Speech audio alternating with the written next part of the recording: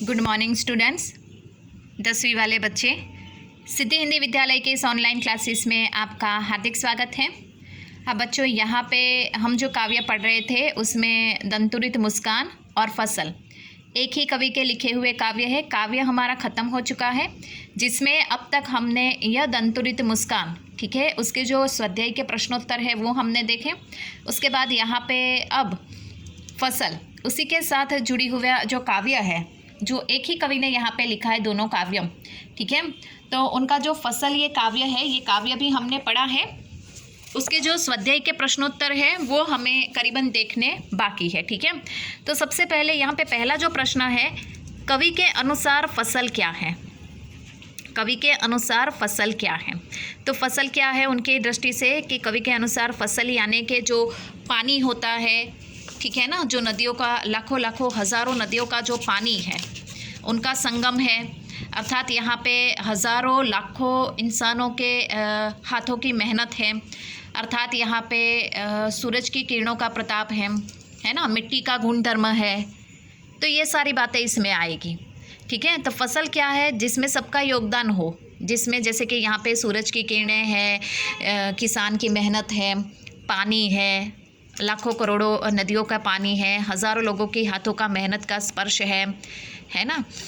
इसके साथ साथ मिट्टी जो होती है, तो मैंने आपको वो भी बताया था कि हर एक फसल के लिए अलग अलग प्रकार की मिट्टी की आवश्यकता होती है। हर एक ही प्रकार की मिट्टी में अलग अलग प्रकार के फसल नहीं बनाई जाती, उसके लिए अलग अलग मिट्टी के गुणधर्म होते हैं। तो मिट्टी भी उतनी ही आवश्यक है। उसके बाद यहाँ पे दूसरा जो है, कविता में फसल उपजाने के लिए आवश्यक तत्वों की बात कही गई है। ये आवश्यक तत्व कौन कौन से हैं? तो यहाँ पे स्पष्ट रूप से बताया गया है बच्चों की कविता के माध्यम से कवि ने हमें बहुत अच्छी बात बताई है। कौन सी? कि ये फसल जो होती है, ये फसल के लिए हमें किस प्रकार की यहाँ पे आवश्यकता होती है, ठीक है। तो अच्छी सी फसल के लिए कौन कौन से तत्व ज़रूरी है? तो सबसे पहले तो पानी, नदियों का पानी 1 नंबर करके। जवाब में किस प्रकार से लिखना है? कविता में फसल उपजाने के लिए निम्नलिखित तत्वों की बात कही गई है, जिसमें 1 नदियों का पानी, दूसरा किसान की मेहनत, तीसरा सूरज की किरणें, चौथा हवाएं और 5वां मिट्टी। ये तत्व समझ में आया? ये 5 तत्वों के, ये जितने भी तत्व मैंने आपको बताए, ये इस तरह से आपको लिखने हैं। कॉपी में ये प्रश्नों के उत्तर आपको लिखने हैं, जिसमें ये कवि के अनुसार फसल क्या है, वो पहला प्रश्न हमारा है, वो पहला प्रश्न लिखना है। दूसरा प्रश्न, कविता में फसल उपजाने के लिए आवश्यक तत्वों की बात कही गई है, वे आवश्यक तत्व कौन कौन से हैं? तो वो तत्व मैंने आपको बताए, वो आपको इस तरह से 1 2 3 4 5 नंबर करके लिखने हैं। उसके बाद आगे वाला प्रश्न, फसल को हाथों के स्पर्श की गरिमा और महिमा कहकर कवि क्या व्यक्त करना चाहते हैं? ये प्रश्न भी लिखना है आपको अपनी कॉपी में। तो इसमें हमें लिखना है कि फसल को हाथों के स्पर्श की गरिमा और महिमा कहकर कवि यह व्यक्त करना चाहते हैं कि फसल के लिए किसान, अर्थात एक इंसान की मेहनत नहीं, बल्कि अच्छी फसल के लिए हज़ारों लाखों इंसान के परिश्रम बिंदु की आवश्यकता, परिश्रम बिंदु यानी कि उनकी जो परिश्रम है उसकी आवश्यकता होती है। जब किसान तनतोड़ मेहनत करता है, हज़ारों हाथ अर्थात हज़ारों इंसान जब एक साथ में जूथ बन के फसल की रखवाली करते हैं, फसल की देखभाल करते हैं, अच्छी फसल के लिए वो तनतोड़ मेहनत करते हैं, तब जाकर ये फसल जो होती है उसकी गरिमा और महिमा बरकरार रहती है। तो यहाँ पे हाथों का स्पर्श की गरिमा और महिमा, उसके हिसाब से कवि का कहने का क्या तात्पर्य है, कवि क्या कहना चाहते हैं? वापस दोहरा रही हूँ, जवाब ध्यान से सुनिएगा कि फसल को हाथों के स्पर्श की गरिमा और महिमा कहकर कवि ये व्यक्त करना चाहते हैं कि जो फसल है वो सिर्फ एक इंसान की मेहनत का फल नहीं होती। एक अच्छी फसल उगाने के लिए यहाँ पे हज़ारों इंसानों को तनतोड़ मेहनत करनी पड़ती है, फसल की देखभाल करनी पड़ती है, फसल की रखवाली करनी पड़ती है। फसल, एक अच्छी फसल के लिए उसको जो बन पड़े वो सब वो तनतोड़ मेहनत करके एक अच्छी फसल बनाता है। तो यहाँ पे किसानों के परिश्रम के श्रम बिंदु के बारे में यहाँ पे कवि ने बताया है, ठीक है। उसके बाद यहाँ पे ये आगे वाला प्रश्न जो है, भाव स्पष्ट कीजिए, ये भी आपको अपनी कॉपी में लिखना है। रूपांतर है सूरज की किरणों का, सिमटा हुआ संकोच है हवा की थिरकन का।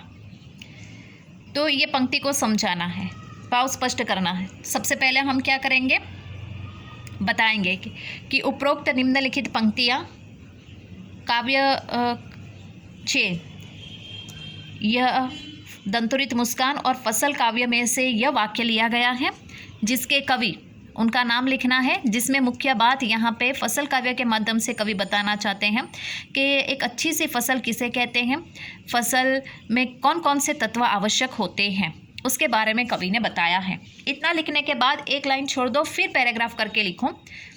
कवि इस पंक्ति के माध्यम से हमें बताना चाहते हैं कि फसल जो होती है, फसल के लिए यहाँ पे सूरज की किरणों का भी बहुत महत्वपूर्ण योगदान रहता है। सूरज की किरणें जो होती है वो फसल में ऊर्जा उत्पन्न करती हैं।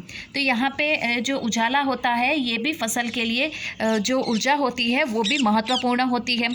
इसके साथ साथ सूरज की किरणों के महत्व के साथ साथ यहाँ पे जो हवाएं होती हैं, ये हवाएं भी फसल के लिए बहुत महत्वपूर्ण होती हैं।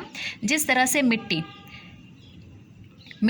पानी ये अच्छी फसल के लिए महत्वपूर्ण होते हैं, उसी प्रकार से हवा जो होती है, ये हवा एक अच्छी सी फसल के लिए बहुत महत्वपूर्ण होती है। हम देख सकते हैं बच्चों यहाँ पे कि जो फसल होती है, फसल के लिए जैसे कि हम कैसा मिट्टी जो होती है, कोई भी एक बीज होता है ना, तो बीज को कैसे हम ऊपर से फैला देते हैं और थोड़ी सी मिट्टी उसके ऊपर डाल देते हैं, फिर पानी डालते हैं। ऐसे मिट्टी डालने के बाद हम उसको दबाते नहीं हैं। क्यों नहीं दबाते? क्योंकि उसमें हवा जो होती है वो जानी चाहिए, ताकि वो जो बीज होता है उसको हवा, पानी, सूरज की किरणें सब मिली रहे, मिट्टी का जो गुणधर्म है वो भी मिला रहे, तब जाकर वो बीज में अंकुरित होता है धीरे धीरे।